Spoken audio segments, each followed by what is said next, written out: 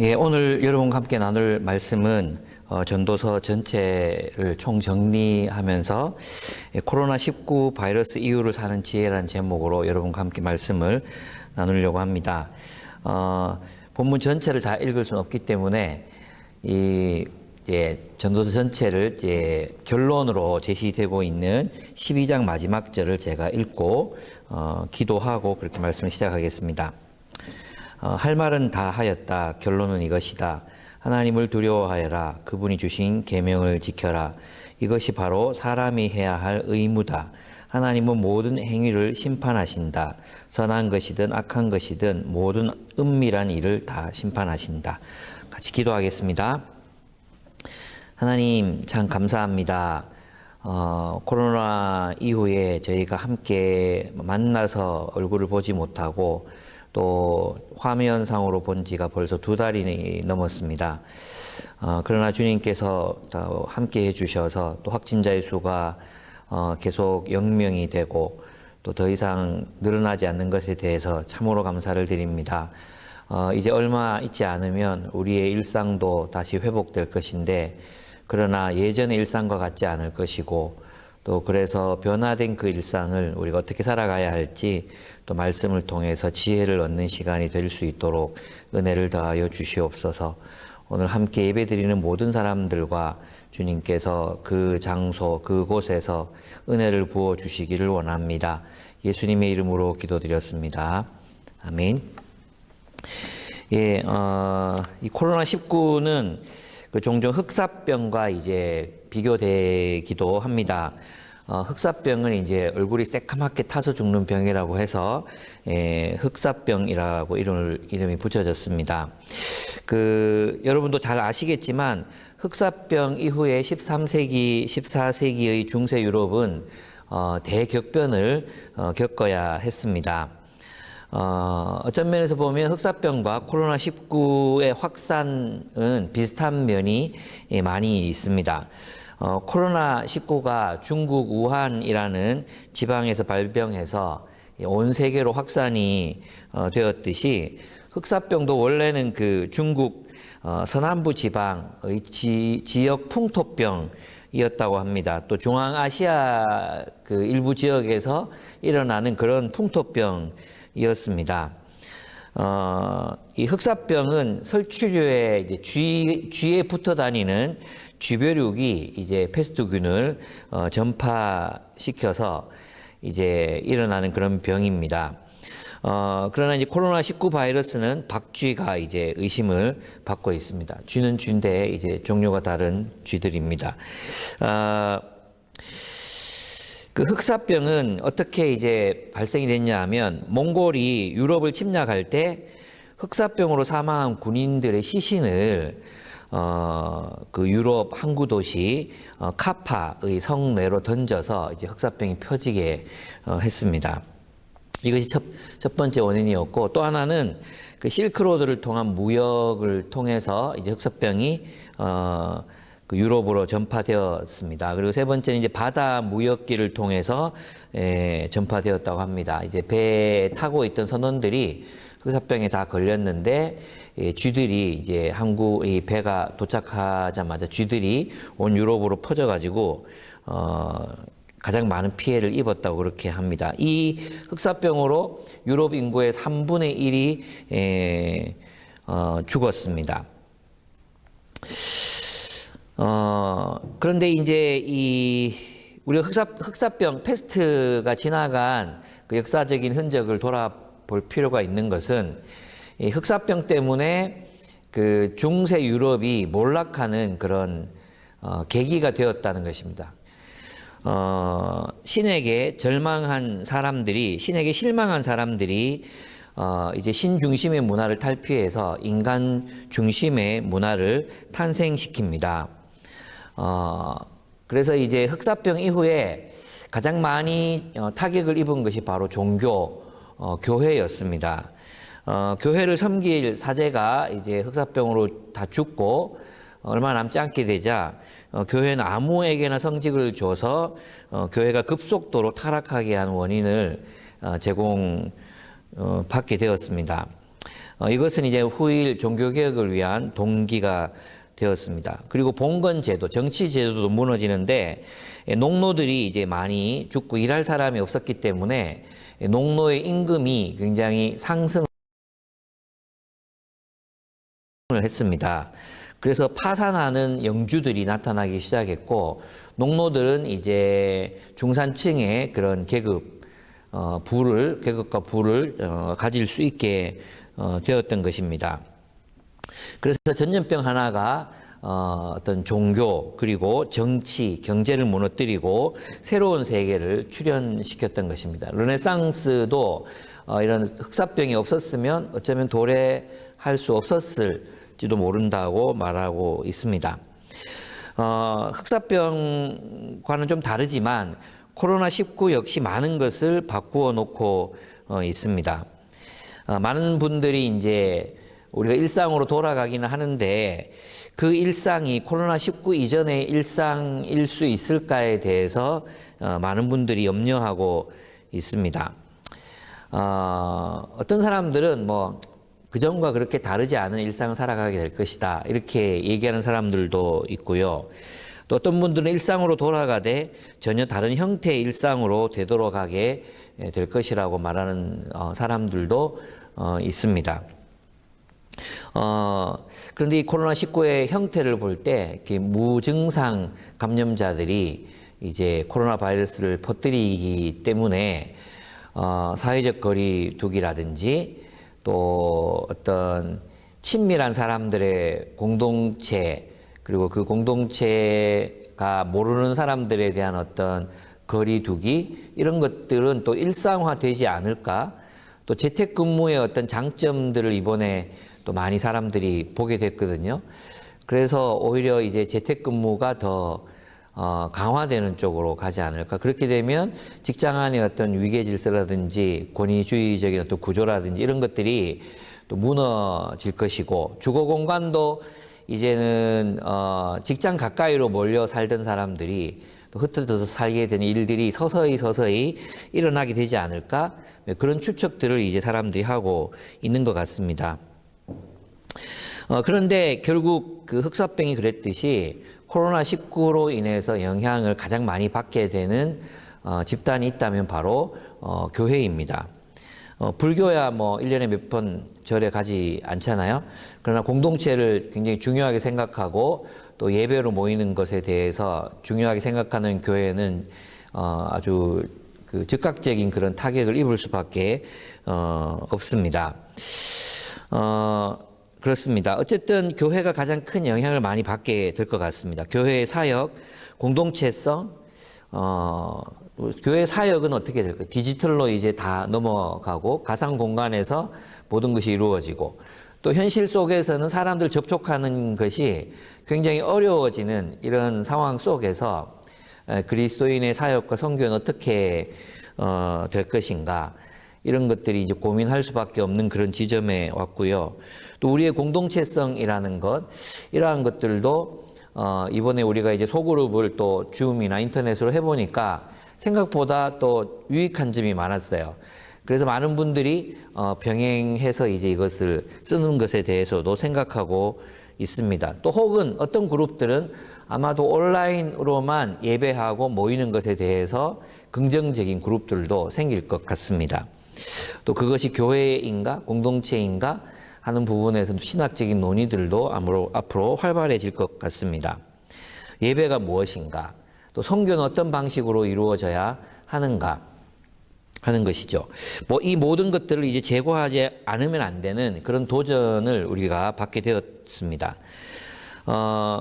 우리도 모르게 그 영역을 확장하고 있었던 사이버 공간이라는 공간은 이제 교육, 비즈니스, 놀이 공간을 확실하게 점령했고 또 교회 예배와 공동체까지도 점령해 들어오고 있는 그런 태세입니다. 코로나19는 이제 우리가 이제 전도서를 강해하기 시작하기 얼마 전부터 이제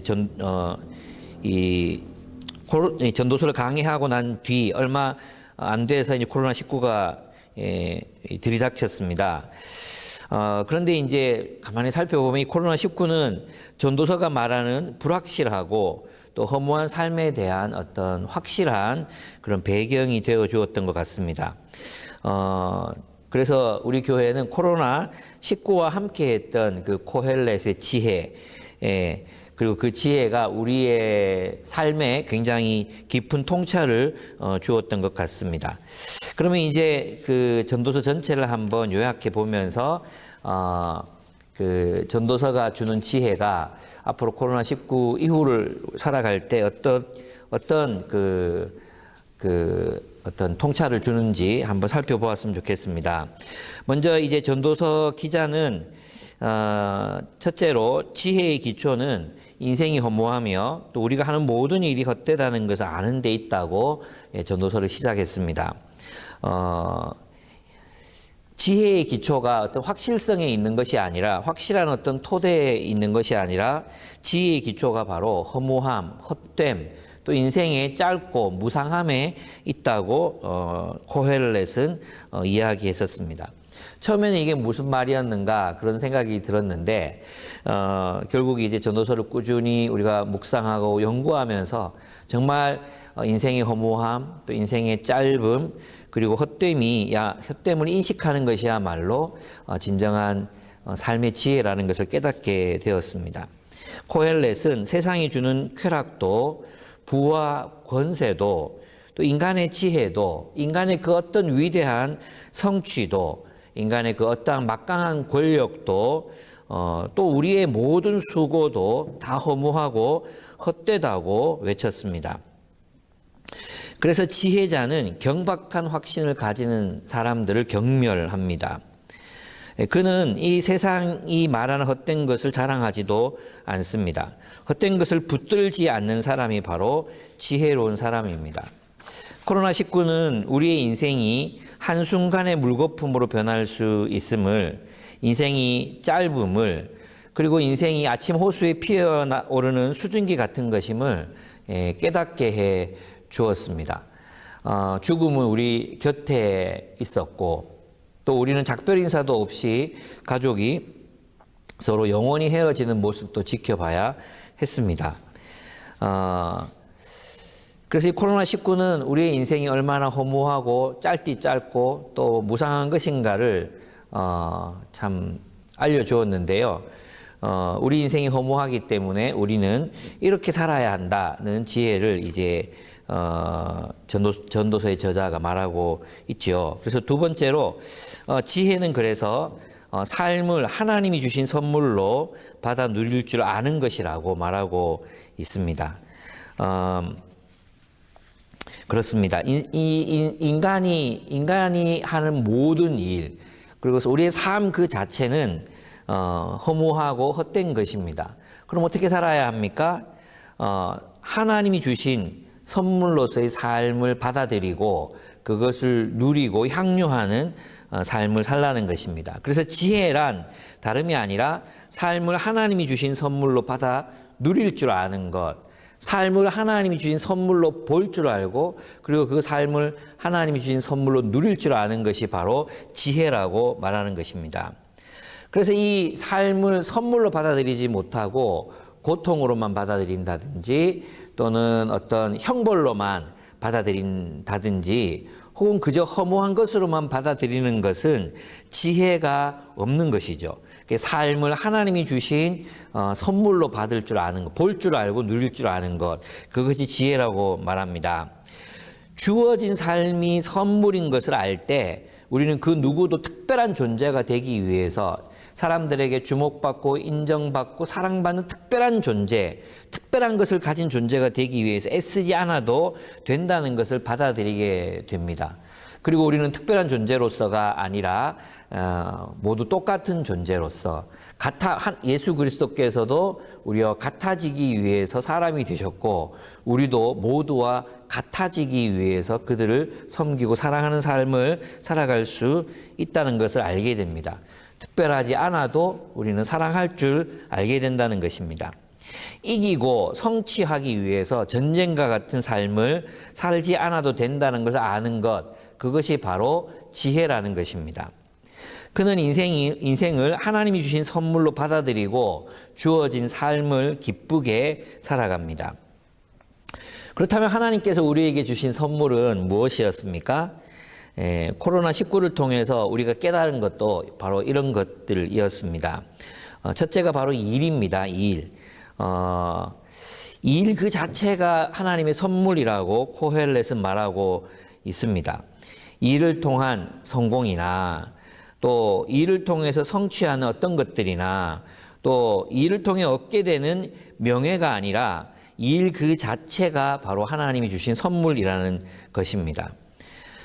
우리는 이 일을 사랑합니다. 왜냐하면 우리 일을 통해 사람들을 사랑할 수 있기 때문입니다. 바베트의 만찬에서 그 요리사였던 하녀가 이제 마지막 문장에서 그런 얘기를 하죠. 자기는 일을 통해 사람들을 최고로 행복하게 해줄 수 있다고 그녀는 말했습니다. 우리의 일도 그렇습니다. 우리는 어떤 일을 통해서 성공을 하지 못해도, 일을 통해서 우리의 부를 축적하지 못해도, 또 일을 통해서 어떤 일들이 막 성취되지 않아도 우리는 일 그 자체를 기뻐할 수 있습니다. 일이 성공을 위한 수단이 되고 성취를 위한 수단이 되고 명예를 위한 수단이 될 때 우리는 일을 기뻐할 수 없게 됩니다. 경쟁, 승리, 전쟁 이러한 것들이 이의 어떤 과정으로서의 일이 되면 우리는 결국 일을 즐길 수 없게 되는 것이죠. 일은 하나님이 우리에게 왕노릇하라고 주신 도구입니다. 우리는 일을 통해서 일 속에서 기뻐하고 즐거워할 수 있습니다. 두 번째 하나님이 주신 선물은 바로 가족과 공동체입니다. 그 코헬렛은 우리가 일하되 사랑하는 아내와 함께 즐겁게 살라고 가르칩니다. 즉 가족은 하나님이 주신 선물이라는 것이죠. 사람들은 하나님이 주신 이 귀한 선물을 파괴해 버렸지만 여전히 가족은 하나님이 주신 놀라운 선물입니다. 우리는 이제 이 코로나를 통해서 우리의 가족과 함께 먹고 마시고 기뻐할 수밖에 없었습니다.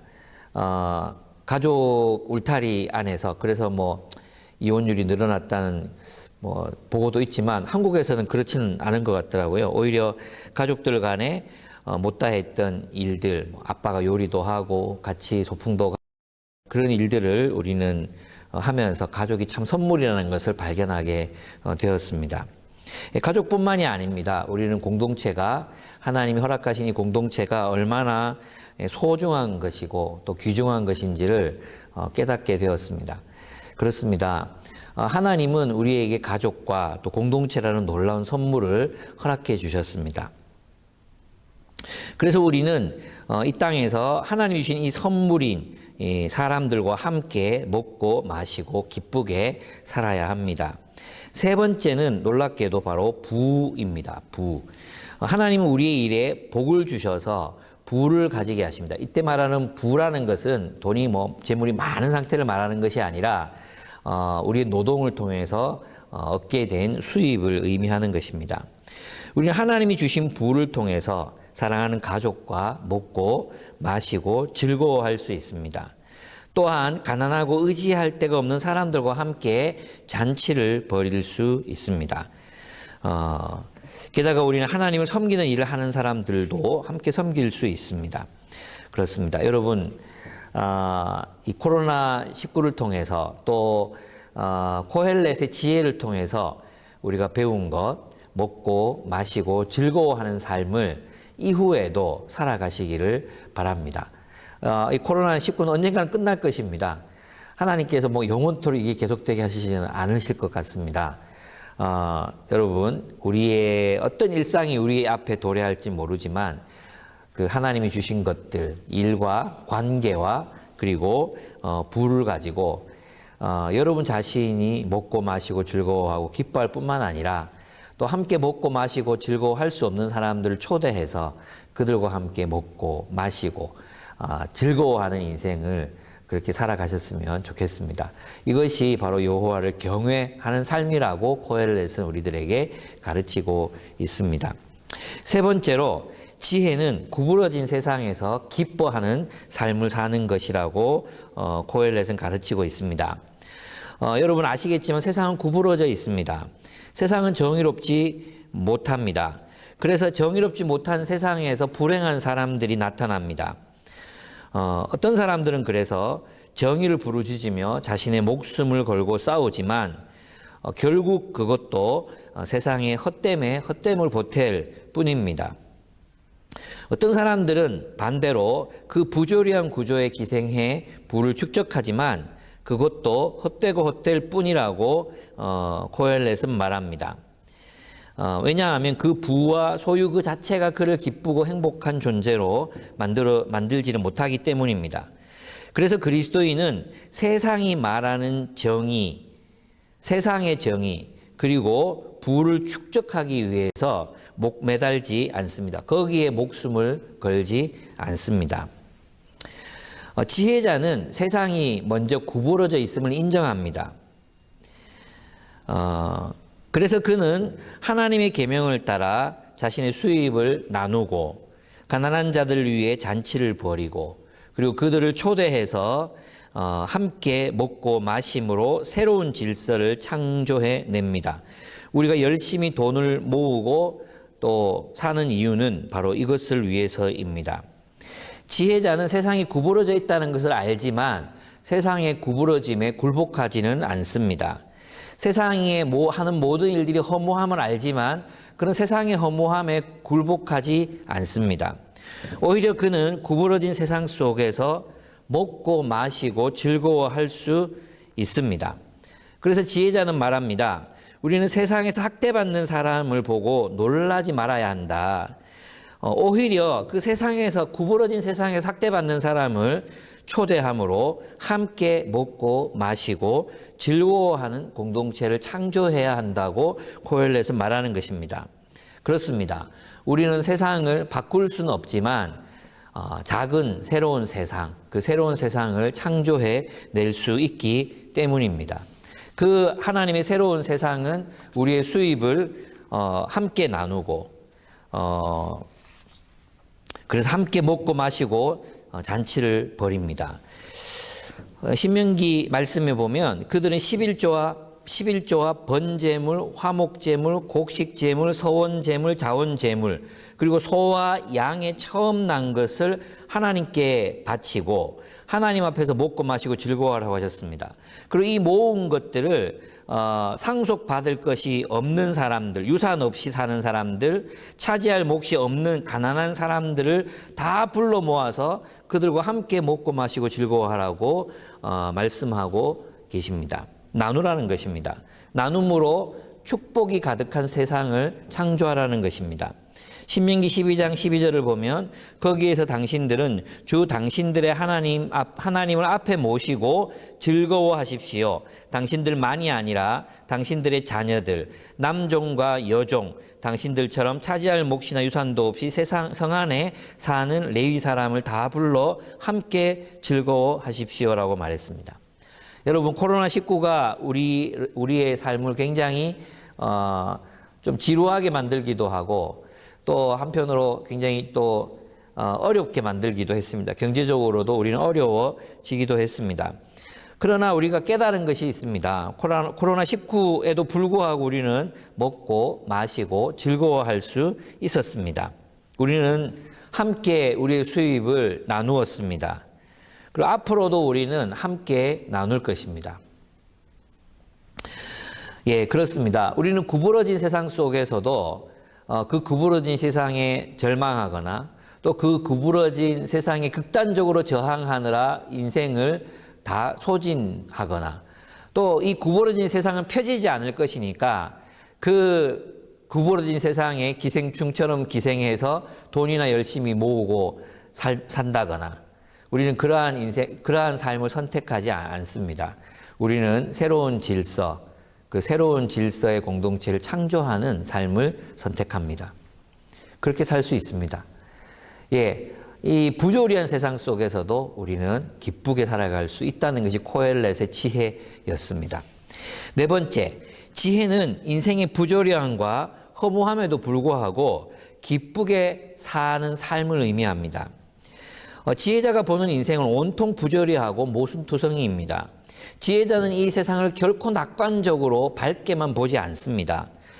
이 세상을 바라볼 때 이 세상은 숱한 문제와 불의 그리고 어리석음으로 가득 차 있습니다. 때로는 어리석음이 온 세계를 압도하기도 한다는 것이 지혜자가 보는 관점입니다. 그래서 지혜자는 이러한 세상을 살아가는 인생이 무슨 의미가 있는가라고 묻지 않습니다. 이렇게 부조리한 세상에서 살아가는 것 자체가 무슨 의미가 있는가 이렇게 묻지 않습니다.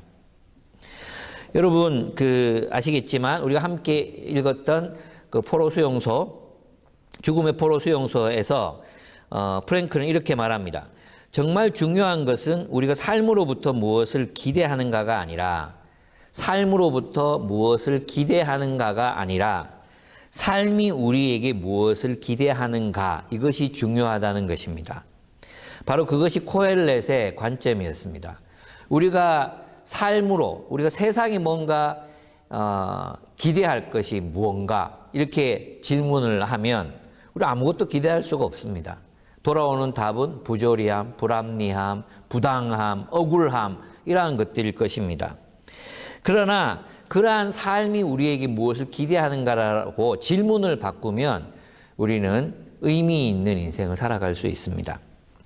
responsibility, 책임 있는 삶, response 더하기 ability, 응답할 수 있는, 대답할 수 있는 능력, 바로 그것이 책임입니다. 주어진 삶의 자리에서 주어진 삶 속에서 우리가 할 수 있는 일을 선택하고 그 안에서 즐거워하며 기뻐하며 사는 것, 그 삶이 바로 지혜이고 소명이라는 것입니다. 이것이 바로 우리의 삶의 의미입니다. 그러므로 여러분, 우리는 문제와 더불어 기쁘게 살아갈 수 있습니다. 우리는 문제와 더불어 기쁘게 사는 법을 배워야 합니다. 우리가 코로나19와 함께 더불어 살며 기뻐할 수 있는 그런 그런 능력을 우리는 배웠습니다. 앞으로도 그럴 것입니다. 어쩌면 코로나19는 이제 끝나지 않을 것입니다. 계속해서 다가오고 또 다가오고 또 다가올 것입니다. 생태계가 이렇게 또 파괴되어 된 그 주기는 더 짧아질 것이라고 전문가들은 한결같이 말하고 있습니다. 특별히 코로나19는 면역 체계를 세우지 못한 채로 소멸되고 있습니다. 소멸되는 게 아니라 잠복되어 있는 것이죠. 또 언젠가 누군가가 한 명이 걸려서 이제 퍼지면 걷잡을 수 없을지도 모릅니다. 그래서 우리는 이 문제가 완전히 끝나야 우리의 일상이 회복될 수 있다고 믿으시면 안 됩니다. 문제와 더불어 일상은 기쁨으로 회복될 수 있습니다. 앞으로 이제 교회의 모습들도 굉장히 많이 달라질 것 같습니다. 이제 조만간 이제 우리도 예배도 회복하고 여러 가지를 해야 되겠지만 이전과는 다르게 사회적 거리 또 방역 지침을 지키면서도 행복할 수 있는 교회의 모습을 우리는 찾아야 합니다. 저는 사회적 거리가 그런 말이라는 것을 이번에 처음 알았는데요. 왜 물리적 거리라고 하지 않고 사회적 거리라고 하는가? 최재천 교수님 제가 올려드린 그 강의에 보면 이제 나오는데 우리가 믿을 만한 사람들, 우리가 그들의 행적을 알고 그들이 어디를 다녔고 어떤 인생의 삶을 살고 있고 이걸 다 아는 사람들의 경우에는 누가 어떤 감기에 걸렸는지 독감에 걸렸는지 또는 코로나에 걸렸는지 알 수 있잖아요. 적절한 사회적 거리를 유지할 수 있습니다. 그죠? 가족 가운데 누군가가 이제 코로나 걸렸어요. 그러면 방에다가 이제 격리하고 또 음식을 넣어주거나 뭐 이런 여러 가지 조치들을 해야 되겠죠. 그것이 사회적 거리라고 합니다. 우리 공동체에서도 이제 무조건적으로 거리를 막 지켜야 된다 이런 거라기보다도 사회적 거리, 우리가 알고 있는 소그룹 사람들, 또 숲 사람들, 이 사람들이 어디를 다녔고 누구를 만났고 이것을 확인할 수 있잖아요. 그럼 우리는 코로나19의 위험에도 불구하고 적절하게 사회적 거리를 유지하면서 모임을 가질 수 있습니다. 소그룹 모임이든 또 숲 모임이든 자기가 다녔던 동선을 알잖아요. 그러면 우리는 사랑하는 사람들을 보호하기 위해서 내가 다녔던 동선이 또 코로나19에 감염된 사람의 동선과 일치한다면 우리는 이 공동체 사람들 사랑하기 때문에 정말 너무너무 얼굴 보고 싶지만 집에 있어야 되는 거죠. 그래서 내가 아무리 계산해봐도 다니는 데가 교회 집밖에 없어. 또 어떤 분들은 아시잖아요. 자기의 동선을 알잖아요. 그럼 충분히 우리는 사회적 거리를 지킬 수 있습니다. 나는 안전한 상태라는 걸 확인할 수 있다면 우리 모여서 함께 또 교제하고 즐거워할 수 있는 거예요. 여러분 매일 회사에 가서 일할 수 있는 이유가 무엇입니까? 그 사람들을 알기 때문입니다. 그것을 지키는 것이 사회적 거리라는 것을 알고 그랬구나 이런 생각이 들었어요. 그리고 이제 대구시에서 계속 이제 여러분은 못 받으셨겠지만 매주 이제 지침이 내려오거든요. 교회들에게 이렇게 방역을 하세요. 이렇게 지침이 내려옵니다. 저희 교회도 이제 화요일인가 월요일인가 그때 구청에서 나와서 교회 전체를 방역을 해주셨습니다. 그래서 방역 지침에 따라서 1m 거리 유지하고 예배 드리는 것은 지침을 지키면서 예배 드리는 것은 지금도 허용되어 있는 그런 내용입니다. 그래서 저는 이 코로나와 관련해서 우리가 두 가지 위험이 있다고 생각해요. 하나는 뭐냐 하면 이 코로나19를 그냥 아무것도 아닌 것처럼 여기는 거죠. 그럼 큰일 납니다. 그것은 이웃을 사랑하는 것이 아닙니다. 반면에 너무 이것을 두려워하는 것입니다. 확진자가 계속 0명 계속 이어지고 있는데도 너무 몸을 이제 사리는 것, 그것도 저는 바르지 않은 거라고 생각해요. 그것은 두려움에 굴복하는 것이죠. 그래서 우리가 정말 지혜롭게 이 상황을 판단하고 앞으로도 이어질 수 있는 코로나19 아직 끝나지 않았거든요. 백신이 개발돼도 끝나지 않을 거예요. 왜? 돌연변이 할 것이기 때문에. 그래서 우리는 어떻게든 생활 속에서 이제 이 방역 지침을 따라서 이제 살아가야 하는 시대가 온 것 같아요. 또 하나는 이 코로나는 우리들의 라이프 스타일 전체를 바꾸라고 우리들에게 요구하고 있기도 합니다. 정말 우리가 탐욕을 따라서 그렇게 원하는 모든 것을 소비하면서 살아갔던 삶이 옳았는가에 대해서 이 코로나는 우리들에게 질문하고 있습니다. 어쨌든 지혜는 인생의 부조리함과 허무함에도 불구하고 기쁘게 사는 것입니다. 코로나와 함께 기뻐하며 삽시다. 예. 그리고 우리가 할 수 있는 일들, 그 일들을 합시다. 또 만날 수 있는 사람들을 만납시다. 예. 그렇게 우리가 또 우리의 인생을 또 행복하게 기쁘게 그렇게 살아내었으면 좋겠습니다. 다섯 번째, 지혜는 과거에 매이지 않고 또 미래를 불안해하지 않으며 지금 주어진 삶을 사는 것입니다. 아마도 이제 뒤로 갈수록 여러분 말씀드렸던 시기가 이제 기간이 짧았기 때문에 아마 기억이 많이 날 것입니다. 과거는 자주 이상화됩니다. 그리고 미래는 우리를 불안하게 만듭니다.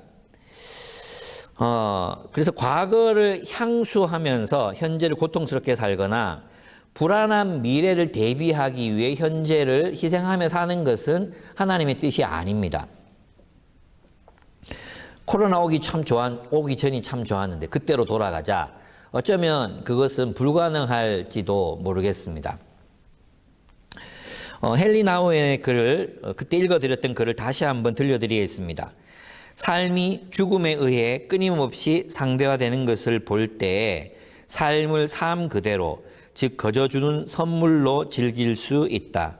지난날의 사진, 편지, 책 등이 우리에게 보여주는 것은 삶이 아름다운 장소, 아름다운 사람, 멋진 경험 등과의 연속적인 작별이라는 사실이다. 그래서 우리는 과거를 향수하기보다도 곧 지나가버리면 과거가 되고 말 지금, 시간이 흐르면 과거가 되고 말 지금 여기에서의 만남과 삶을 축복하고 기뻐하고 행복해하며 살아야 한다는 것입니다. 여러분 지금을 기뻐하고 계십니까? 지금 만나는 사람, 지금 이 순간, 지금 어쩌면 답답하게 집안에서만 보내야 되는 그 순간, 또 여러분이 맞이하게 되는 햇살과 꽃들과 또 공기와 아름다운 만나는 사람들과의 즐거운 대화, 이것을 기뻐하며 살고 계십니까? 이것은 곧 과거가 되고 기억 속에 사라질 것입니다. 그래서 우리는 충실하게 지금을 살아내야 하는 것입니다.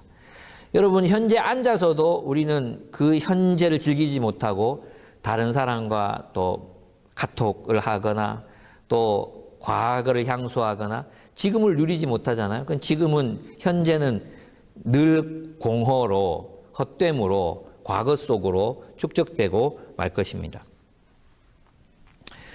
그렇습니다. 나태주 시인이 그렇게 말했죠. 다만 사라진 길 위에 처음 보는 작고도 어여쁜 여우 한 마리 동그만히 앉아 이쪽을 건너다 보는 것이었다. 눈이 동그랗고 눈빛이 우물처럼 아득했다. 시인아, 사막에서는 길을 묻지 말라. 부디 뒤를 돌아볼 일이 아니다. 이제까지 걸어온 길이 사라졌다 해도 울먹이거나 겁을 먹을 일도 아니다. 과거를 향수하지 마십시오. 그 과거가 사라졌다고 해서 슬퍼할 일이 아닙니다. 지금 내 눈을 들여다보고 있는 사막의 여우 한 마리가 나를 쳐다보고 있습니다. 지금 내가 만나는 어여쁘고 예쁜 사람들이 있습니다. 그들과 함께 인생을 즐거워하며 사십시오. 미래를 너무 두려워하지도 마십시오. 4차 산업혁명 온다는데 어떻게 살지, 뭘 준비해야 된다는데 뭘 어떡하지, 뭘 어떻게 해요. 우리가 할 수 있는 게 별로 없습니다. 지금 충실한 인생을 살면서 그때가 되면 또 그때 대비하며 또 이렇게 살아가는 수밖에 다른 방법이 있겠습니까? 지금을 놓치지 맙시다. 예, 6번째, 지혜는 어리석음으로부터 지혜를 지키고 성숙시켜 나가는 것입니다. 지혜란 내가 과거에 가졌던 그 지혜가 영원히 유효할 거라고 믿는 것이 아닙니다. 지혜란 내가 가진 지혜가 또한 전부라고 믿는 것도 아닙니다. 지혜는 계속해서 보존하기 위한 노력을 해야 합니다. 그래야 지킬 수 있는 것입니다. 그리고 성숙하고 성장시켜 나가야 합니다. 지혜는 적은 어리석음 때문에 변질되고 부패할 수 있습니다. 향수에 떨어진 파리 한 마리가 향수를 악취나게 하듯이 지혜는 작은 어리석음 때문에 전체 지혜가 변질될 수 있습니다. 그래서 우리는 지혜를 지켜야 되는데요. 어떻게 지킵니까? 항상 옳은 일을 선택함으로 지혜를 지켜야 합니다. 지혜는 올바른 삶과 통하는 것입니다. 지혜는 올바른 삶을 살아냄으로 지켜지는 것입니다. 지혜를 지키는 것에 중요한 것은 바로 태도입니다. 예를 들어 우리가 우리 자신의 어리석은 실수 때문에 우리의 지혜로움이 파괴되었다면 겸손한 자세를 가지고 사람, 지혜자 혹은 권위자의 말을 경청해야 합니다. 그럴 때 우리는 지혜롭게 다시 회복될 수 있습니다. 지혜는 지혜의 공동체 안에서 보존될 수 있습니다. 지혜는 어리석은 자들의 공동체 속에서는 무시당하고 때로는 비난당할 수 있습니다. 그래서 우리가 해야 되는 일은 바로 지혜로운 공동체를 보존하는 것입니다. 좋은 리더들, 지혜로운 리더들, 훌륭한 리더들을 세우고 또 지혜가 보존되고 지혜가 칭송되고 또 지혜를 아름답게 보존할 수 있는 그런 공동체를 세워야 합니다. 왜냐하면 이 공동체는 지혜를 보존하는 그릇이기 때문입니다. 또한 우리는 지혜를 이 세상에 보존하기 위해서 말해야 합니다. 어리석은 자들의 광기가 세상을 광기로 몰아넣어서 피해 사륙이 일어나지 않도록 지혜로운 사람들은 말해야 합니다. 그 말로 광기를 막아야만 합니다. 우리는 예언자들이 그렇게 했다는 것을 압니다. 예언자들은 광기가 지배하던 그런 시대 속에서 그들은 말했습니다. 말함으로 지혜를 보존했습니다. 우리도 그러한 삶을 살아야 합니다. 그래서 우리는 우리의 언어에 지혜를 담아 선포해야 합니다. 여러분의 지혜를 갈고 연마하고 그리고 성장시키시기를 바랍니다. 예, 지혜는 계속해서 자라나야 합니다. 여러분은 정말 지혜로운 늙은이로 늙어가기를 정말 축복합니다. 지혜를 배우고 지혜를 흠모하고 지혜를 찾는 여러분들이 되시기를 정말 강권해 드립니다. 그저 내가 알고 있는 것으로 충분하다고 생각하면서 살아가지 마시기를 정말 간곡히 당부드립니다.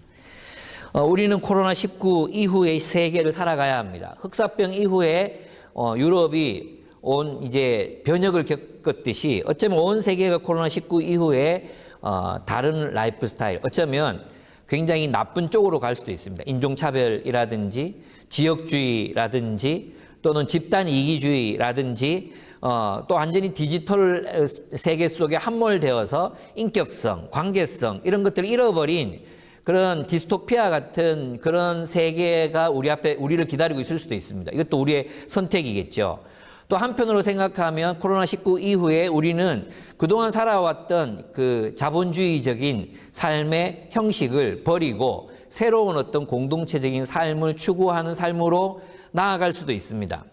우리는 그런 어떤 위기, 그런 기회를 동시에 맞이하고 있는지도 모릅니다.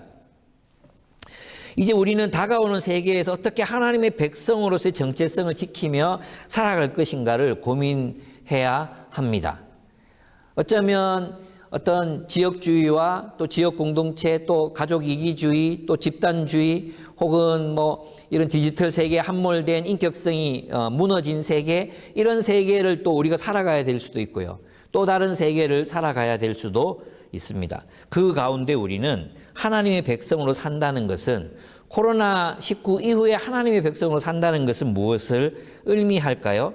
그것은 새로운 세상의 도전을 받아들이면서도 어떻게 고대의 성서의 지혜를 보존하는 그런 공동체가 될 수 있을까요? 이것이 우리에게 주어진 하나의 정말 중요한 숙제입니다. 시대가 변화하는 이 시점에서 정말 중대한 그런 과제를 우리 공동체가 가지고 있다고 생각해야 합니다. 앞으로 이것은 많이 고민해 보아야 하는 그런 문제입니다. 이제는 일상으로 돌아가지만 정말 과거와 똑같은 일상으로 돌아갈 수는 없기 때문입니다. 그래서 우리가 함께 고민합시다. 정말 지혜롭게 생각합시다. 이 도전, 이 새로운 도전을 받아들이면서도 또한 우리 하나님의 백성으로서의 정체성을 지키는 삶이란 어떤 것일까? 어떤 것이 지혜일까? 이것을 고민하는, 이거 제가 지금 뭐 답을 가지고 있지는 않습니다. 그래 함께 고민하고, 그래서 어떤 새로운 형태의 공동체의 모습들을 우리가 형성해 갔으면 좋겠습니다.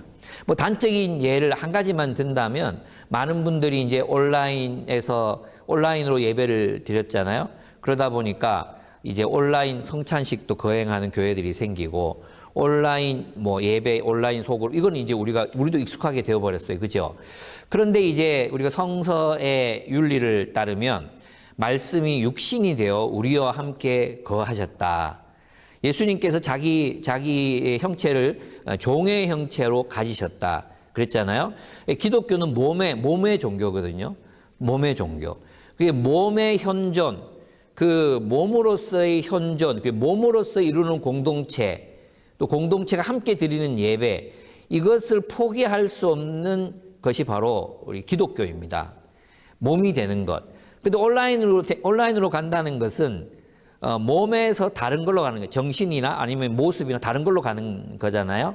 그래서 이제 이 두 가지가 어떻게 조화를 이루면서 이제 교회 공동체가 될 것인가. 또 한편으로 보면 온라인을 통해서 더 깊은 교제가 가능한 그룹들도 있었어요. 그죠? 그러나 온라인으로만 계속 간다면 우리는 싸우고 화해하고 함께 성장하고 함께 먹고 마시고 즐거워하는 그런 삶을 또 포기해야 되는 부분이잖아요. 그래서 우리는 이 두 가지 사이에서 정말 지혜롭게, 정말 디지털이 중심이 되는 그런 시대 속에서 그것만이 아니라 정말 중요한 인격적인 공동체를 이루면서 우리가 어떻게 살아갈 것인가. 다가오는 가상 공간의 시대, 도전, 그 도전을 받아들이면서 어떻게 교회가 될 것인가, 이 부분에 대한 고민들을 이제는 정말 심각하게 해야 될 때가 도래한 것 같습니다. 저는 이제 전도에 대해서도 생각해 봅니다. 전도가 이제 대면에 사람들을, 모르는 사람 붙잡아 놓고 노방전도하고 또 낯선 사람들에게 복음을 전하고 이런 일들이 굉장히 어려워지지 않습니까? 그러나 이제 또 한편 생각해 보면 가상 공간, 디지털 공간에서는 사람들이 자유롭게 기독교를 알아보고 싶은 사람들이 이제 찾아볼 수 있는 시대가 되기도 한 것입니다. 그래서 한편 이제 우리들에게도 또 다른 기회가 생기기도 합니다. 복음을 또 이렇게 좀 녹화해서 유튜브에 많이 올려놓고 또 좋은 컨텐츠로 또 해야 되는 거 아닌가, 이런 생각도 들기도 합니다. 어쨌든 우리에게 많은 지혜가 필요합니다. 지혜를 모읍시다. 그리고 코로나19 이후에 세계를 또 다른 어떤 하나님의 부르심을 따라서 또 만들어 갔으면 좋겠습니다. 이제 마지막으로 지혜는 창조주를 기억하고 그의 계명을 따라 사는 것입니다. 지혜자는 하나님의 계명을 따라 나누며 또 다른 사람의 성공을 위해서 자신의 부를 투자하고 다른 사람을 성공시킬 수 있는 사람이라고 말했습니다. 그래서 지혜란 결국은 타인을 부유케 하는 것입니다. 우리가 가진 부, 여긴 지적인 부, 관계적인 부, 지위적인 부, 또 재정적인 부, 이 모든 부를 가지고 우리는 누군가를 성공시키는 삶, 또 그들의 성공을 통해서 온 세상을 풍요롭게 만드는 그런 삶을 살아야 합니다. 그것이 지혜의 핵심입니다. 그리고 우리는 우리의 창조주를 기억해야 합니다. 창조주 하나님을 기억해야 합니다. 우리가 기억해야 할 대상은 우리의 실패도 아니고 나에게 상처를 입혔던 사람에 대한 기억도 아닙니다. 내가 성공했던 기억도 아닙니다. 우리가 부자였던 시대에 대한 기억도 아닙니다. 찬란했던 날도 어두운 날도 우리가 기억해야 될 대상이 아닙니다. 젊었던 날, 우리가 참 열심히 재밌게 살았던 날, 그런 날들이 우리의 대상이 아니라 우리는 창조주 하나님을 기억해야 합니다. 왜냐하면 그 창조주 하나님께서 만드신 것, 영, 그리고 육으로부터 온 것, 땅으로부터 온 것, 육, 그것은 다 사라지겠지만 하나님이 내 안에 창조하신 영, 이 영이라는 것이 무엇입니까? 하나님의 말씀으로 창조하신 나의 인격입니다.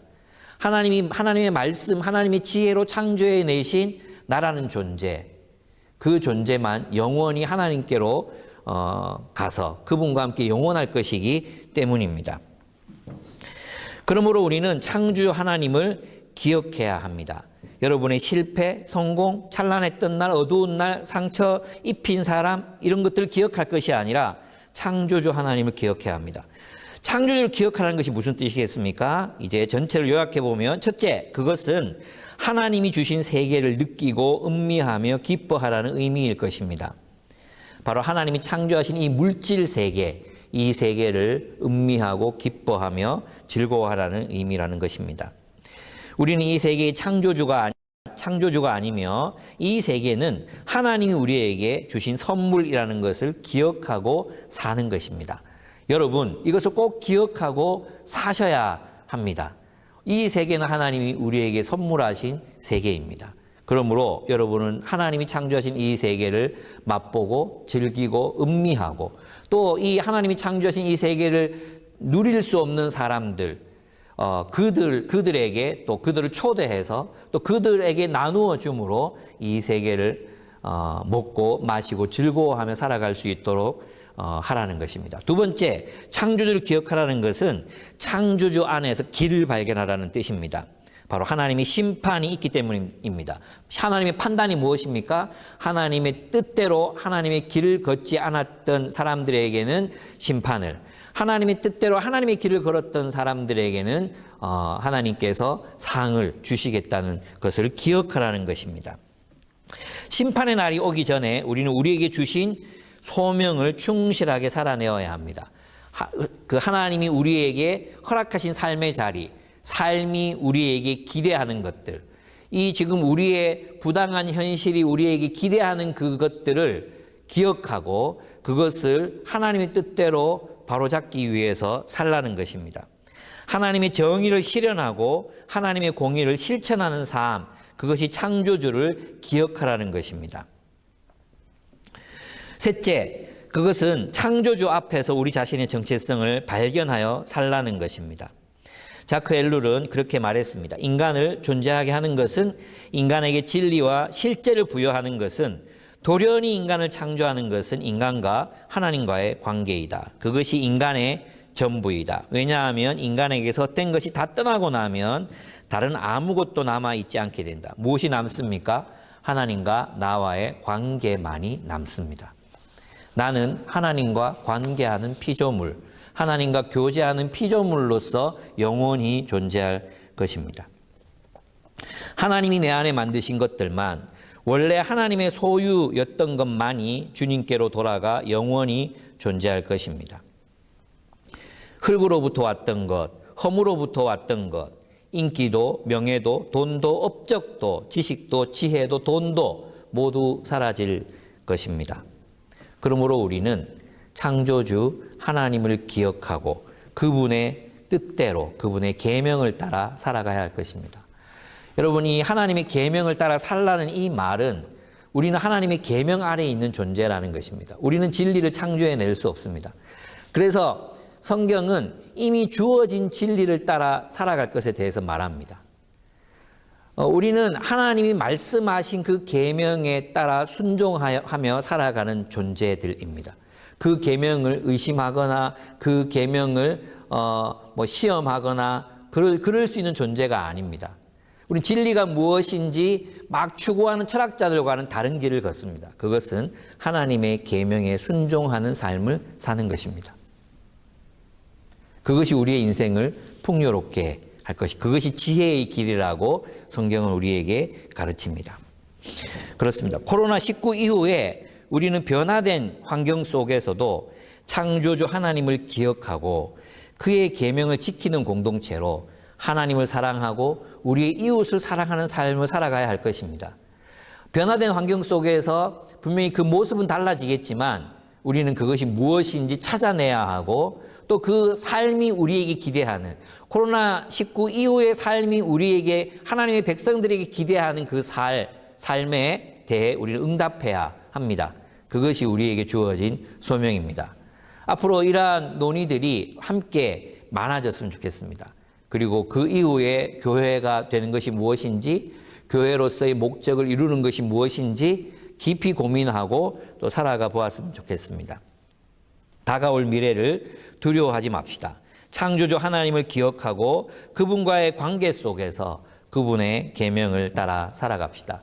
하나님을 사랑하고 우리의 이웃을 사랑합시다. 그리고 우리의 형제와 자매들을 사랑함으로 먹고 마시고 기뻐하며 즐거워하는 인생을 살아가시기를 축복합니다. 예, 오늘 말씀을 마치겠습니다. 제가 한번 여러분을 위해서 기도하고 말씀을 마치도록 하겠습니다. 함께 기도하겠습니다. 하나님 아버지, 주님께서 오늘 전도서 말씀을 통해서 우리가 어떠한 삶을 살아가야 될지에 대하여 가르쳐 주셨습니다. 참 좋았습니다. 그리고 참 좋습니다. 하나님, 이 말씀을 우리에게 주신 것이 너무나도 감사합니다. 하나님, 이 지혜자가 우리에게 가르치는 것처럼 우리의 창조주 하나님 당신을 기억하고 당신의 계명을 따라 그 계명을 따라 지혜롭게 살아가는 우리의 인생이 되게 하여 주시옵소서. 과거에 매이지 않고 미래에 불안하지 않고 또 우리가 가진 지혜를 전부라고 여기지 않으며 참으로 날마다 주님의 지혜를 배우고 성장하는 삶을 살아가게 하여 주시옵소서. 많은 사람들이 코로나19 이후에 우리의 삶이 달라질 것이라고 말합니다. 아마 그것도 우리의 선택일 것입니다. 하나님, 우리가 그것을 무시하고 또 그것을 너무 두려워하지도 말고 하나님이 주신 그 삶에 대응해 하나님의 뜻대로 사는 것이 무엇인지를 묻고 또 주님 충실하게 그 현실을 누리며 기뻐하며 살아갈 수 있도록 도와주시옵소서. 하나님, 그 새로운 도전 앞에 우리가 주님 그 도전을 받아들이면서도 하나님의 백성으로서의 정체성을 잃지 않고 살아갈 길을 저희들에게 보여주시기를 간절히 빌고 원하옵나이다. 흑사병 이후에 교회가 가장 큰 타격을 받았듯이 어쩌면 코로나19 이후에 교회들이 가장 많은 타격을 받게 될 것 같습니다. 하나님, 모든 교회들에게 지혜를 더하여 주셔서 하나님 이후에 우리의 삶의 모습들과 우리가 변화되어야 될 것들을 하나님 바르게 들여다보고 하나님의 말씀에 귀를 기울이고 주님의 뜻대로 다시 살게 되는 그런 부흥과 회복이 오게 하여 주시기를 간절히 빌고 원하옵나이다. 하나님, 우리 공동체가 이제 곧 다시 만날 날을 꿈꿉니다. 만나서 함께 또 먹고 마시며 또 기뻐하며 살겠습니다. 우리에게 주어진 이 현재를 정말로 기쁘게 살아내겠습니다. 우리에게 주신 그 일을 하나님 즐기며 감당하겠습니다. 하나님, 우리에게 주신 그 관계들을 정말로 향유하며 그들을 소중히 여기며 그렇게 사랑하며 살겠습니다. 하나님 아버지, 우리와 함께하여 주시옵소서. 또 주께서 우리가 열심히 일함으로 부를 주셨을 때 그 부로 인하여 또 다른 이들을 부욕해 하고 또 우리의 그 부를 그들에게 투자함으로 또 더 우리 공동체가 하나님이 주신 이 세상이 더 풍성하게 되는 것을 보게 하여 주시옵소서. 하나님이 주시는 그 기쁨 안에서 충만하게 누리고 하나님이 주시는 그 부 안에서 풍요롭게 누리는 우리가 될 수 있도록 은혜를 주시옵기를 간절히 빌고 나옵나이다. 함께하여 주옵소서. 전 이 코로나 기간 동안 이 전도서와 함께 해주셔서 참으로 감사합니다. 예수님의 이름으로 기도드렸습니다. 아멘.